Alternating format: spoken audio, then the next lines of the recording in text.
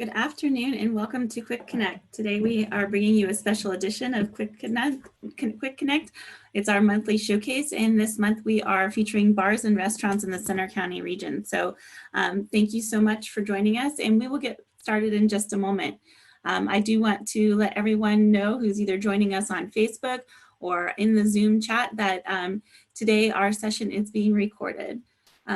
So as I said, today we'll be discussing doing a business showcase. We'll be featuring 4 businesses. We have Big Spring Spirits with Kevin Lloyd. We have Heather Lingle from My Café Buzz, Dante Lucchesi from Champs, and Eric Stoner from Classic Cone. So we're really lucky to have them. We're going to be learning more about their businesses and what they've done during COVID and what they're doing going forward. So we're excited to bring you this chat today. So we are going to get started in just a moment. Again, I just want to note to those of you joining us on either Facebook or in Zoom that this session is being recorded.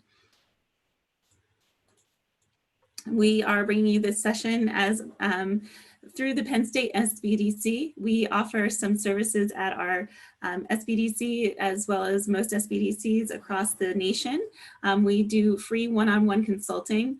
We have training, information services, resources, and referrals. So if that's something you'd like to connect with, I will be putting up some information on how to get connected with the SBDC towards the end of the talk. So we're going to get started, but first I'd like to bring on my colleague, John Peterson. He's going to be helping me today as we talk to all the different businesses. Hey, John, how are you doing? Good. How are you doing, Elizabeth? Good, good. So are you ready to get started today as we talk to the different businesses? I think this is going to be a lot of fun. Yeah, absolutely. You know, the restaurant industry is a big part of our economy, and who doesn't like talk about food and awesome experiences? Yeah, absolutely. And we know that the bars and restaurants have been hit pretty heavily during COVID-19, right? So, you know, it'll be really interesting as we bring them on and hear what they've done to stay afloat, but also what they have to look forward to going forward. So, yeah, if you want to get started, do you want to introduce the first business? Yeah, sure. The first person that we're going to have up is a friend of mine, Dante Lucchesi. He's from Champs downtown on South Allen. Hey, Dante. Hey, guys. How are you doing today? Good, good, good. How are you? Good. Yeah, excellent, excellent. So, yeah, welcome on board. And, yeah, as a first guest, we'll definitely put you through the ropes and ask you some questions and stuff. But, you know, looking at different businesses and experiences, you know, at your restaurant, you know, do you want to tell us for maybe the people that aren't aware of Champs Downtown, maybe, you know, talk a little bit about the restaurant, what do you sell, and maybe some of the experiences that you provide? Yeah, absolutely. So we opened Champs Downtown in January of 2017. So it's been about a little over 3.5 years. Mm-hmm. And essentially we took our business model from Champs on North Atherton and then brought it downtown, and then had to make a few adjustments and pivot to make it more approachable for college students. So we focus a lot more on entertainment. Food is still at our foundation, and we're still, you know, really proud of the food we put out. But it's a lot more spirits and a lot more beer than it is food. But we've always been committed to just giving the best experience possible, and we just curtail it to you know, to the college lifestyle now. Very nice. And so you mentioned the entertainment. Is that something that's still ongoing, or have you been able to bring that back since you've reopened? No, so we're on a little bit of a pause right now. You know, we have been really fortunate in the past of having some fantastic special events. We've had Jonas Brothers, Sheck West, Logic, you know, a few really, really big, fantastic nights. You know, all of that is in the past for now. And right now we are actually just focusing on how can we still create a unique experience apart from our competition, but still create a safe environment. So we've done a few promotional nights. We now have our DJ, he's operating from above the bar. and not on the stage, just so it's safer for everybody and we don't have crowds gathering. But, you know, I think we still are able to create, you know, a fun environment, an interactive environment, you know, in these challenging times. Yeah, I think that that's been really important right now, just figuring out what works and what works safely, as you said, during these times. So can we back up a little bit, and could you tell us a little bit about, you know, how you guys actually got started with Champs in general? Sure. So we opened the first Champs in 1986. You know, I was 5 years old. So this is a family business. It's something that I grew up in. I went to Penn State, graduated in 2005. After graduation, I vowed I would never be in the restaurant business. So moved to New York, was working there, ended up in Philly for a few years after that. And I was working, doing consulting in IT. But, you know, I've always been a foodie, and I've just always, you know, loved the environment. So I ended up coming back, and, you know, I was working at Champs North Atherton for a few years, and then we had the opportunity to open up downtown, which I jumped on. I thought it was, you know, it fit me perfectly, and it allows me to use my creativity, and allows me to be able to, you know, create what I want to create down here, which is extremely challenging, but also very, very rewarding. Yeah, I mean, you know, looking at the history of that location, I mean, it used to be a Chili's, so you had a standalone franchise there for years. So, you know, the experience as a college student was maybe, you know, some nachos and margaritas, and lack of entertainment, a lack of lines and buzz, and really you've adapted what the market is. And the market for you is you know, tourism, college students. You know, you're really leveraging the university, which is rightfully so. You know, it's the marketplace. I think that's really fascinating, and you've done transformation into that. And when you talk about your creativity, can you kind of talk a little bit about that, and how does that transfer to the experience of someone who's maybe only been in the Chili's, you know, 20 years ago, and they haven't been in a Champs? So what is that experience when someone walks into your establishment? Yeah. So when we originally decided to take this property and take on this project, you know, it being a Chili's, you know, we were in meetings with other partners, and, you know, I suggested that we're not opening a bar, but we're going to start a brand. And that's really what we focused on since we've started. And we've really just tried to make ourselves a lifestyle brand. And we are aligned with, you know, the university, and we are aligned with other media companies like Barstool Sports. And we're basically just trying to give the students everything they want. We're kind of earning their trust in being able to curate what they like. And then once we have their trust, you know, that gives us a lot of freedom to kind of direct them and you know, introduce them to more that they haven't really seen before. Mm-hmm. Excellent. That's pretty cool. So you really work on maybe the younger crowd, going after that as your target market. So yeah, absolutely. I mean, it's primarily the student body, but, you know, like I said in the beginning, like we've always been proud of our food. It's always been the foundation. So I have had a lot of people in the past, you know, say like, hey, you know, we've always wanted to come down. We've heard things, but, you know, we don't like dealing with the students and whatnot.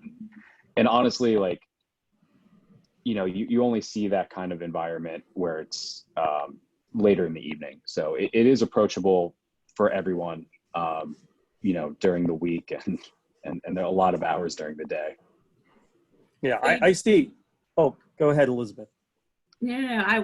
He just talked about his food, so I was going to ask about the signature dish or your best-selling dish. What is the food that sells the best at the downtown location? That's a really interesting question right now, because since the governor's orders where food is required with alcohol, we've pivoted our menu a little bit, and we've made our menu more approachable to students, and we're offering cheaper fare just so they can afford to come to Champs more frequently. So, some of our dishes at Champs North Atherton that dominate and that, are our best sellers don't sell as well downtown. And it's mainly because of the price point. So we've just introduced more dishes at a lower price point, and it's paid off pretty well. Right now, our number one seller by far is the Susie Wong egg roll, because it is a great product, but also it's under $4. And you have a special relationship to that egg roll? Yeah, I make them.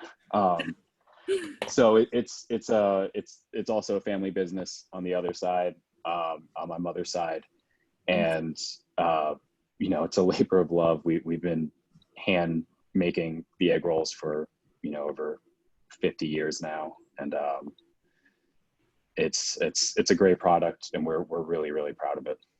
How many egg rolls do you make a week? Right now, probably a couple thousand. Wow, that's crazy. It's not the most fun process, but just the way it's an old recipe, and that's why they're so fantastic. Yeah, we're trying to modernize it a little bit and have a better process, but it's it is what it is right now. Oh, that's really cool. And how long does it take to make all those? A long time, more time than I wish it would. Wow. It's very labor intensive. Yeah, those are some good family secrets within that, I'm sure. I mean, you go through different experiences. I mean, when you go Champs at noon for a business lunch, or you go there on a Saturday with your family, it's a different experience there than what it is at, say, 7 o'clock at night, or even at midnight. And with COVID, being transforming in there, if we kind of touch on that topic, you still have business lunches that go on. You still have people that stop in. How's COVID impacted you, and how have you kind of combated the issues of COVID and the different laws and stuff to make sure that you can maintain, hopefully, and sustain? Yeah, so I mean, COVID has devastated the restaurant industry, and I'd be lying to say if it wasn't devastating our business as well. It's been an incredible challenge, especially with regulation changing as frequent as it is, and us just having to be as agile as possible and just making the adjustments. Restaurant industry operates typically on like a very thin margin. So, when you're limiting your capacity in any way, you're cutting into that margin, and it's not sustainable long term. Our goal right now is to survive 2020. Our goal is not to make money, but it's just to be able to pay all of our bills, and just come out and be able to continue to build our brand, and then just have a strong 2021, hopefully. Good. Yeah. And speaking of that, you've been a community establishment for years, whether it's Champs Downtown, Susie Wong egg rolls, all that. How can the community support, the different Champs enterprises, and what's the best way to have a dining experience, or maybe even takeout? Yeah, so we do offer takeout at all of our locations. I understand that there is concern because of COVID, and a lot of the community has been trying to avoid the students, which is completely understandable. But if you are looking for a meal, Champs North Atherton is always an option for dine-in if you don't want to go downtown. Additionally, to support us downtown, we do a lot of merchandising, and we have an online store, lots of game day stuff. Football season's right around the corner. we ship out daily. Nice. That's Nice. great. Yeah, well, we're going to move on to our next speaker, but it was so good to meet you, Dante, and hear about your business. And we'll bring you back on in the end just to kind of do a fun rapid fire round. So thanks for joining us. All right, thank you. Yeah. All right, next. John, the next business is really interesting because she actually started right before COVID hit. So it'll be interesting to hear from her. So Heather, do you want to go ahead and unmute and tell us a little bit about your business? This is Heather Lingle from My Café Buzz. Hello. Hi, Heather. Hi. Good. How are you? Good, good, good. Good. So do you want to tell us start by telling us a little bit about your business? Where you're located? Yeah. We're in Bellefonte, right across from Talleyrand Park.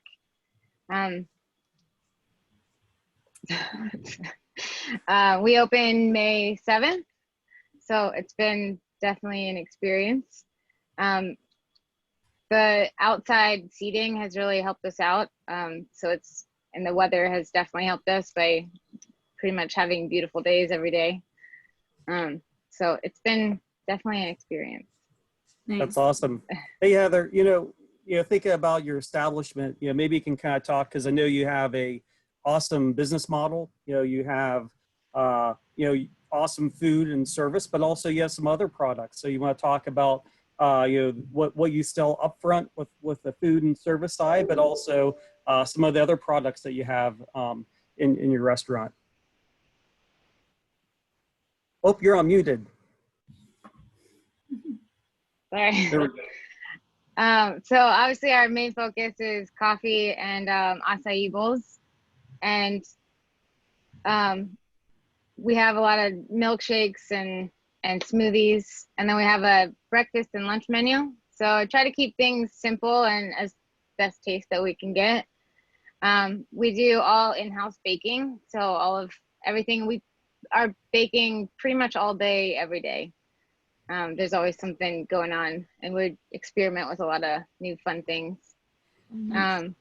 Aside from like our general menu that we change and add things quite frequently, we celebrate all like the national holidays and some fun, today's National Coffee Day. So all of our coffees are all of our coffees are $2. We have a lot of coffee flavored muffins and cookies. So we also have all local artists that are interested in selling their art here. We like to promote everyone that has their own personal talent. That's awesome. And having that connection to the community and that element, opening up, in just the last couple of months, it's in the midst of COVID and stuff. How's the community responded, and, how do you see, yourself kind of developing for the next 2 weeks, the next 2 months, as you see different things evolve? The community has been fantastic. It's, I couldn't have asked for better, people to support us. Mm-hmm. We hear a lot of really good things about the cafe, and people are really excited that the building has been, repurposed and just kind of trying to brighten up the area a little bit. I couldn't have asked for, better support. Good. We like to continue just having, adding to the menu, and getting dine-in seating will definitely be as soon as possible. Mm-hmm. So it's hard because even at 50% capacity, since it's such a little building, we still only have 10 people inside. So it doesn't make or break it, I guess. Right. Heather, I met with you briefly before we went down and shut down to COVID, and you have an interesting idea of how you actually decided to start this business, because you kind of had a hobby, right? That into a business, and a totally different business as you started working on your business plan, right? Can you tell about your hobby that led to this business? So I like to refurbish things. So hence all like the weird signs and windows and art around. So I've just been refurbishing projects, and I've always wanted somewhere to sell them. And I figured the best way to sell, you know, stuff and get people in and out would be to sell coffee. So never did I think that I would have an entire restaurant, but it's definitely growing from what I intended. So you have some of your refurbished furniture inside? I do, inside and out. It's kind of just a little bit everywhere. I don't bring as much as my stuff out because I like to support, you know, other local artists. So there's some few things around here and there, but I've been a little busy, so I can't get as much done as I'd like to. Yeah, that's really cool. So what about your local artists? Can you tell us a little bit about some of those relationships, if you're comfortable, who is displaying? Mostly friends and family at this point. There's been a few people that have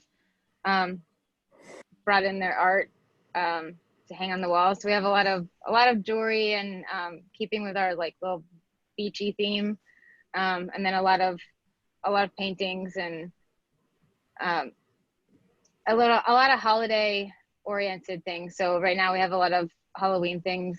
Eventually we'll have Thanksgiving and then Christmas. Oh, nice. So kind of we like to move stuff around all the time and get new stuff in here. Oh, that's cool.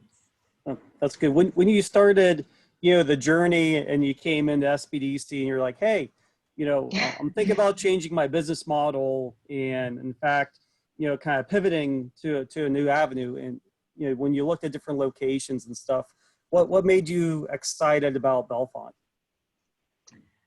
Well, I mean, being from here, also, you know, it makes a lot of fun. I know a lot of people in the area.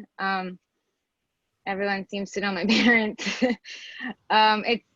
It's definitely, it needs a little life, and I think this is the perfect area to definitely start fresh.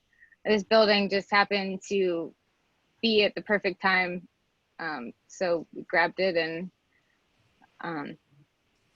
being across from the park is, I think I've just had to adapt to, like, my business plan kind of adapted to the location and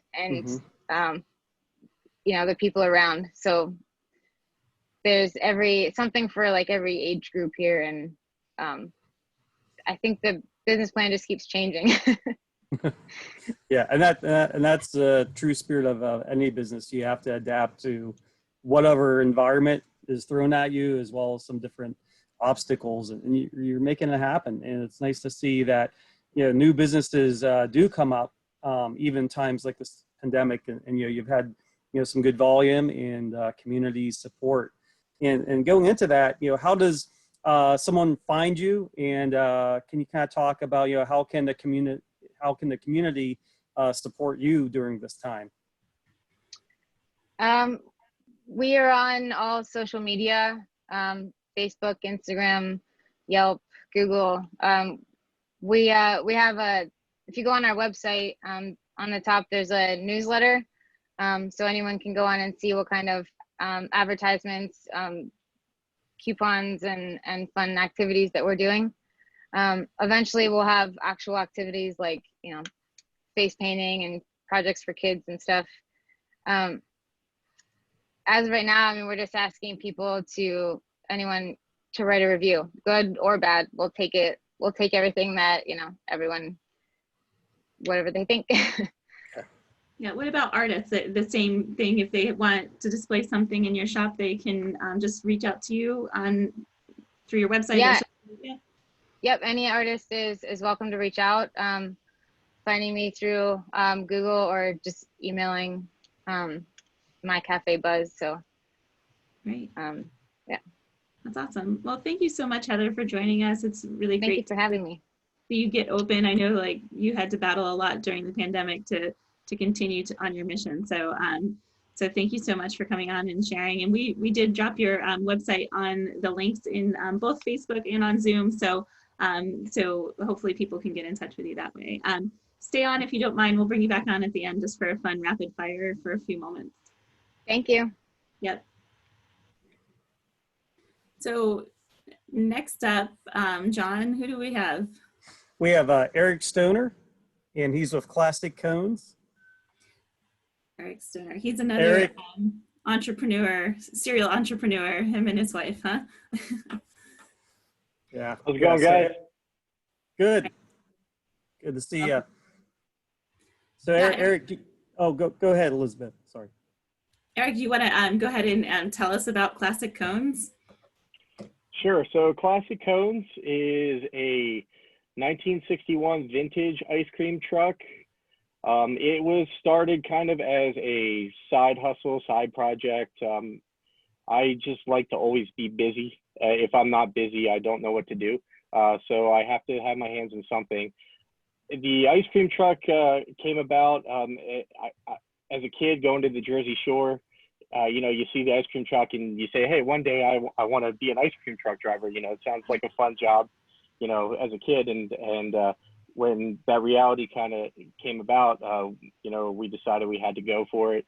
And my goal is in retirement was to move to some beach somewhere and run an ice cream truck. So I have the truck now, and it's actually been going really well for us. That's pretty cool. Yeah, Eric, you've been in the community for years, and when I think of you, I think of entertainment. You've done a lot of different things, entertaining, giving a lot of value to the community in different ways. And when you look at this, passion with ice cream, did COVID influence it, or was it just like, hey, you just see an opportunity, you found the van and it started, or was it the idea and then you found the van and you executed? How'd that kind of work out? Yeah, so we actually started Classic Cones last year, and I'm from the entertainment and events industry is my main business. As Dante had talked about earlier, that business has been devastated this year. So we primarily focus on the wedding side of things, the wedding industry, which is a huge business, but right now everybody is either going to these speakeasy micro weddings or much smaller weddings, and large entertainment isn't needed as much. So I just saw COVID as an opportunity to see if we could kind of just go out to the community and try to spread a little bit of joy. So we really started going out in the heart of the lockdown back in probably late March, and just started going out and seeing if we could sell. And we talked to Department of Health to make sure that our COVID policies were well within what they had, said, and they were. And even had people call the police on us early on because they thought people weren't distancing enough from the truck, when in fact it was just a family of 5. But these are all, the challenges, but it's been really good for us. People say that they really enjoy seeing us come by, and it just kind of helps spread a little bit of joy in the community, as well as, make a little money on the side. Yeah, I mean, I see that value on the entertainment side. And, when you look at it, there aren't too many ice cream trucks around, even in Center County. And what do you think sets you apart, from those, but also just maybe talk to the individuals that, maybe they can't visualize the van, but just the experience side of it? Yeah, well, you think, oh, an ice cream truck, it's easy. Sure, it's not that hard, but believe it or not, the next time you're driving around in your neighborhood, try and drive 5 miles an hour or less. It's hard to do. It's really hard to do. And people say, yeah, you're going too fast. We missed you. And now we have to wait for people to go get their masks as well, so it takes them even longer to get out to the truck. But so there are challenges that you wouldn't think about. Lots of different rules and regulations based on each township and borough. Everybody has their own rules and policies and fees.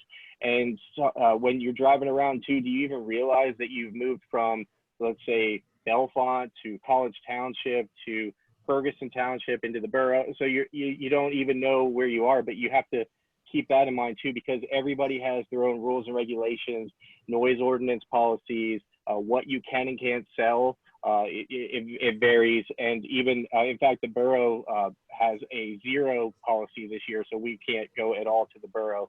Which I respect their decision, but that's a COVID policy for them. But the other boroughs and townships have been great to work with. Wow. Yeah, I those rules have been kind of hard to navigate and learn. I bet it's been a learning experience for you. And also the truck has a bit of an interesting story too, right? You kind of fell in love with the truck and then it needed to get fixed up to the way you wanted it, right? Yeah, so it had the original 1961 engine in it, and that probably the reason not a lot of people heard about us last year is it was really hard to drive and keep on the road. So we sent it out to a company in Ohio over the fall into the winter last year and had it totally restored with a Chevy Tahoe chassis underneath. So now it drives like a modern truck, and it's made it a lot easier to be able to get around. That's really cool. That's really cool. So what else do you do in the community? People may have seen you in other places. Can you talk a little bit about what else you have going on? Yeah, so I have an entertainment company, Nittany Entertainment. I do a lot of lighting design, projection mapping. We do the State College Holiday Lights Show, which I think that's what you're getting at. Yeah. It's a way. It's always been a way for us to kind of give back to the community at the end of the year. Not quite sure what's going to happen this year. We're still trying to see if we can possibly pull something off. I am moving in the next month, so we're going to see what we can do to keep it going. But if it doesn't happen this year, you'll see us again doing that. That's pretty cool. Yeah, I know that a lot of people know that light show, and we, always wonder who's behind that light show. So thank you for doing that. That's always fun for my kids and I. We drive through that, and you come through my community as well with your ice cream truck. And my 2-year-old knows the song now, and she starts dancing. She gets so excited. So thank you for bringing that joy back to the neighborhoods, right? Where we remember when we were little, running after the ice cream truck. So that's really great. Anything else, John? Do you have any other questions? I don't have any other questions, but go ahead. Yeah, Dante talked about the younger community. We're going even younger. So, I mean, our target audience is 5 to 13, really, so, and of course, moms and dads. But that's really, like, I've noticed in town that there seems to be kind of a void for things for the kids of the community, and it's a growing place and a great place to raise families. And I've always been looking for just kind of ways to bring some enjoyment and entertainment for the younger part of the community, and our brand has grown so much over the last year. I hope it continues in the future. Yeah, I think it will. How about, do you want to give a shout out to your wife? She's an entrepreneur as well. Do you want to tell a little bit about what she does? Yeah, my wife Karen, she's the brains, and she's the one who keeps me grounded. So we go out to eat at local establishments like Waffle Shop, Naked Egg, other great food places, Champs. And we'll have breakfast in the morning, and I will shout out all these ideas that I have in my head, and she's like, Eric, you can't do this. You have to do this. You don't have time to do that. So but she also has her own massage businesses, and is a dance teacher in the community, and does a lot as well. And she's the brains behind any of the choreography of the light show that we do as well. And she also handles a lot of the booking side for the ice cream truck, and just kind of keeps me in check too. That's great. That's great. Well, it's good that you guys can work together like that. So, and I know it's hard sometimes. Yeah. So she's told us a little bit about how that relationship goes and how fun it is. You definitely sound like an energetic entrepreneur. So that's pretty good. So yeah, you've been entertaining. Yeah. Well, thank you so much for coming on. It's really great. And if you guys hear, is there a name of that song? Yeah. So our song is Big Rock Candy Mountain. Oh yes. And it's not offensive, because we've had some people question us as to, are you playing an offensive song? It is not. So we actually paid a company in Brazil to make that rendition of it. And it's really just from a movie, Oh Brother, Where Art Thou, that kind of got the inspiration for the song. Yeah, it's Big Rock Candy Mountain. If you look it up on YouTube or whatever, you can sing along if you want to find the words. Yeah, so thank you. And if you hear that song coming through your neighborhood, grab your mask, grab your money, and go get some ice cream. Yes, get out there quick so we don't miss it. Yes. 5 miles per hour. Yes. All right. Well, thank Or you. less. Yeah. Thank you so much. Thank you. So we're going to finish up with our last business, and Eric, if you can stick around, we'll bring you back on at the end. So our last business, John, you want to introduce them? Yeah, we have Kevin Lloyd with Big Spring Spirits. They're located in Bellefonte as well. So Kevin, welcome. Thank you. I just clicked on starting my video, so hopefully my face will show up here in a minute.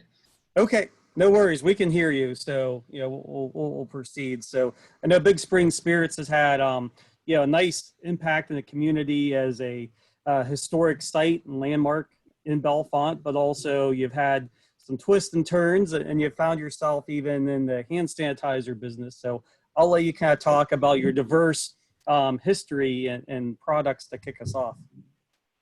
Well, thank you, John. So we are Big Spring Spirits. We've been here in Bellefonte for 6 years. Sorry, I'm going to click on starting the video again here. Can you hear me okay? Yes. Okay, sorry, not sure what's going on there. But anyway, we make spirits, so vodka, gin, rum, and whiskey. We get all of our ingredients locally, so that's corn, wheat, and rye. And of course, we're right next door to the Big Spring.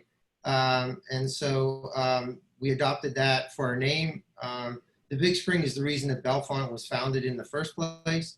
The water chemistry for the spring is absolutely perfect for us. So we wanted to convey how appreciative we are of being able to find this location and this absolutely perfect water source for us. We have two components to our business. One is our retail business, which includes our tasting room. We have over 50 craft cocktails. And so we serve by the glass and also by bottles to go. And then we also have a wholesale business. So we sell directly to restaurants and bars and individually. And also you can order online and ship. We ship UPS for online orders.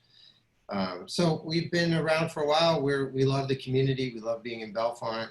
It's been just a perfect place for us to get started. That's great. And I'm glad your video came on so we can actually see who you are. Thank you for joining us. Can we back up a little bit, and can you tell us why you or how you decided to start your own business? Well, this is a second business for me. My first one that I owned was called Exogen Research. It was primarily a pharmaceutical testing business. That's sort of consistent with my educational background, which is chemistry. And so that was working on FDA regulated projects. The distillery business is chemistry based as well. The real reason I started in the distillery business is that about 8 or so years ago, there's a very favorable law passed in Pennsylvania for spirits manufacturers. And previous to that, the only way that one could sell spirits in Pennsylvania is through the state store system. But as a manufacturer with this new law, we were able to have our own tasting room and sell, as I mentioned, by the glass, but also sell our spirits outside of the state store system. In other words, sell directly. And by doing that, we avoid a middle person and, frankly, the state store system, which takes 30 to 40% of profit out of the product. So it's much more profitable for us to sell directly. And so I thought that was a big deciding factor in starting this business. That's really cool. I love how you brought your two backgrounds together. So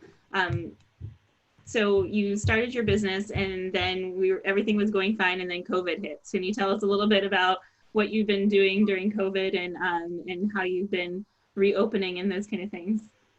Sure. Well, one of the fortunate things for us that happened is that when COVID hit, we were able to stay open. We were on that sort of exempt essential list because we were a manufacturer. So we stayed open.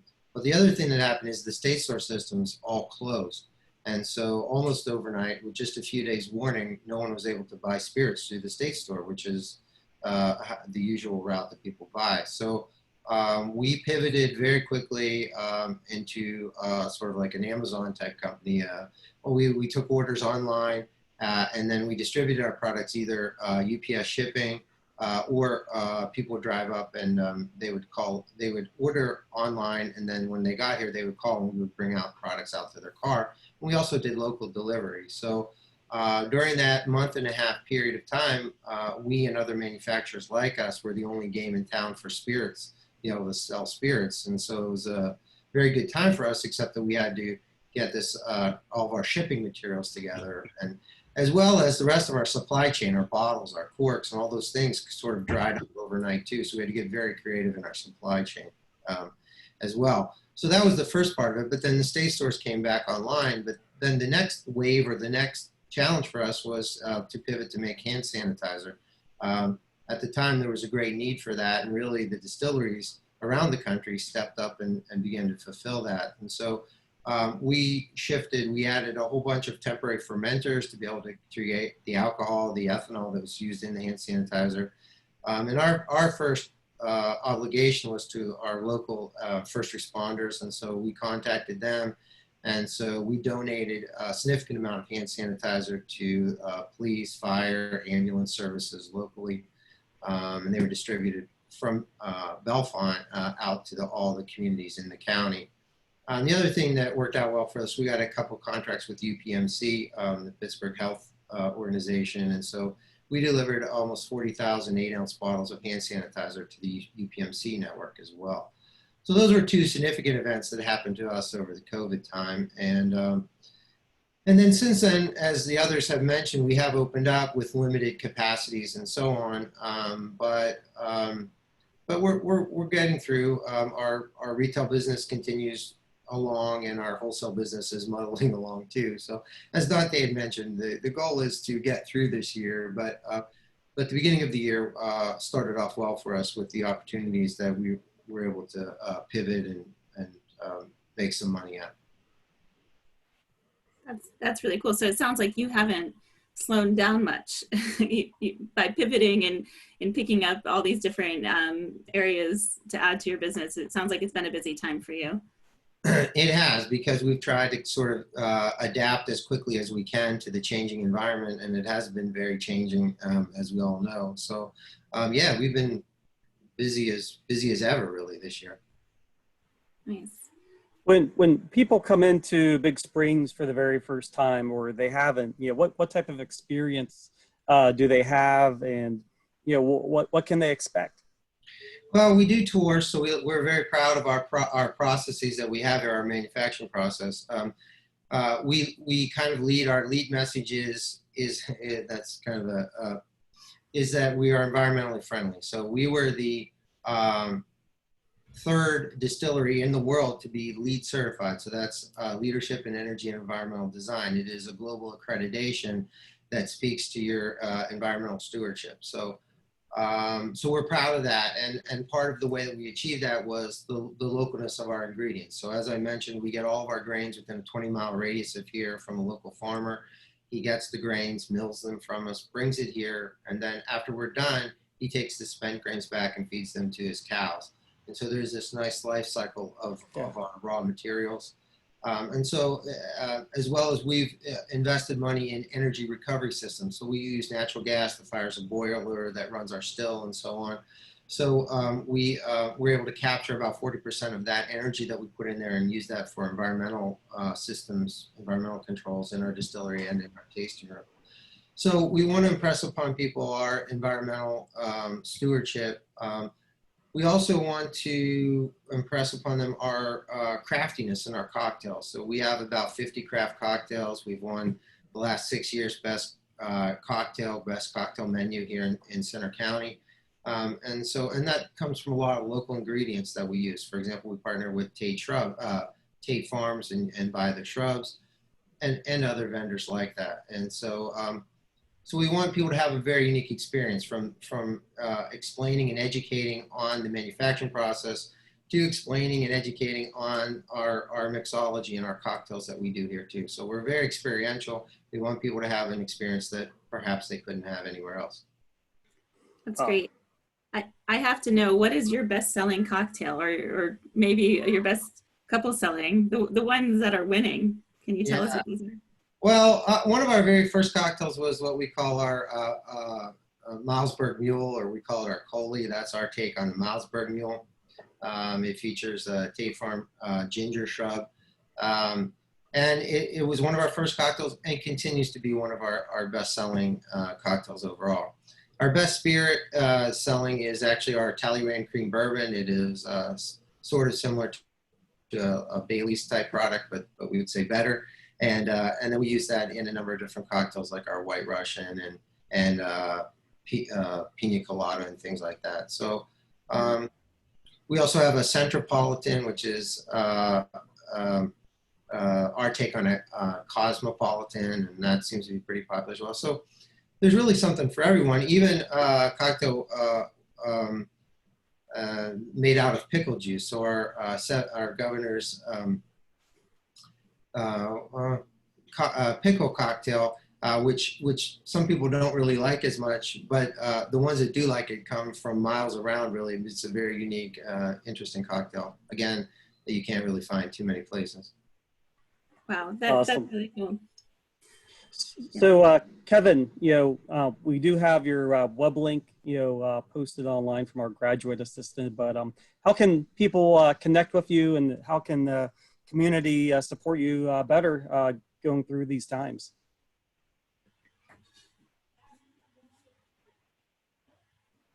Oh no, did we get frozen here? Technology these days, huh? Yeah.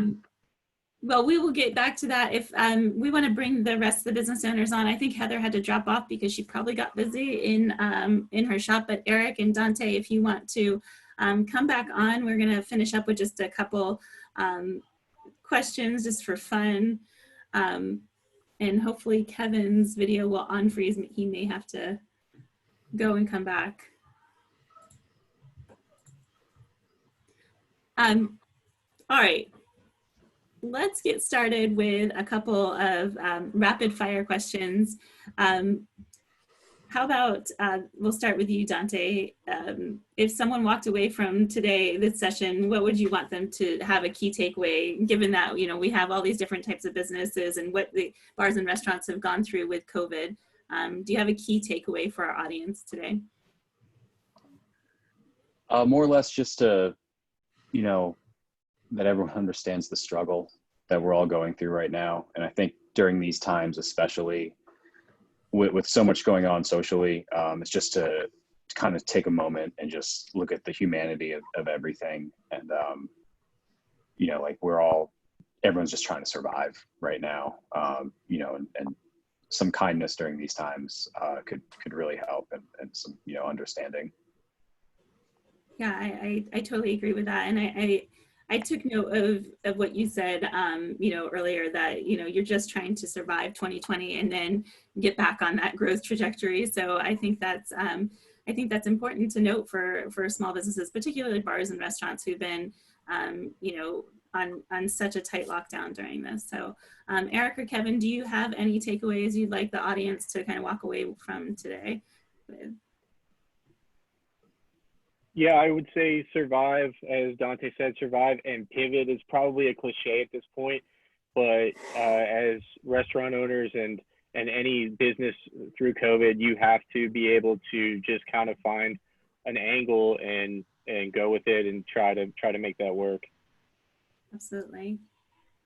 I would just continue, and our customers have been fantastic about it, but just ask our customers to please be patient and work with us. And, there are a lot of rules that we have to comply with. And in my case, our liquor license is on the line. So I would ask people to be understanding and be patient, and by and large they have, and together we'll just all get through this.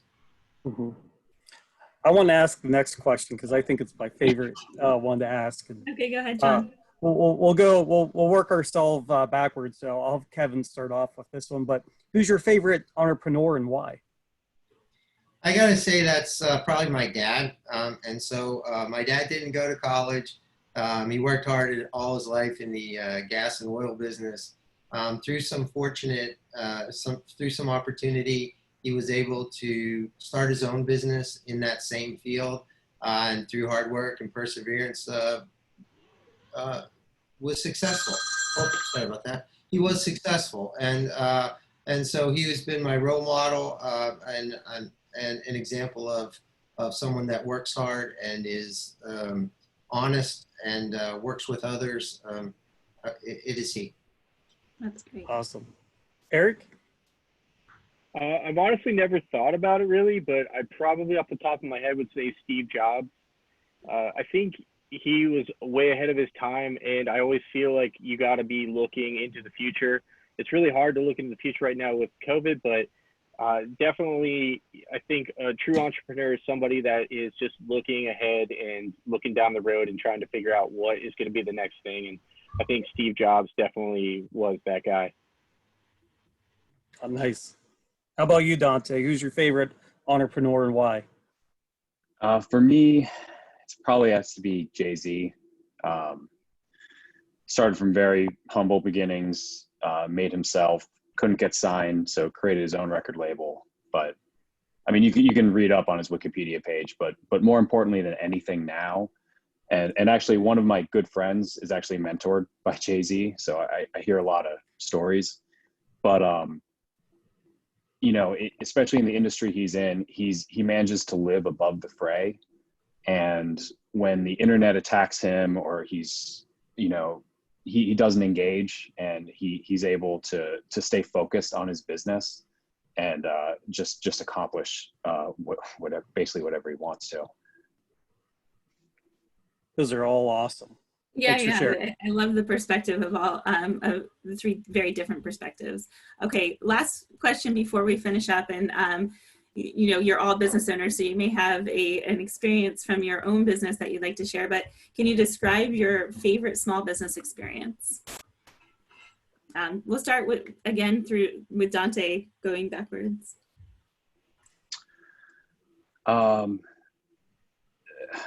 It's hard to say, just mention one, but you know, like I think I mentioned before, we've had a few special nights here where things kind of, all the stars were aligned and everything fell into place perfectly.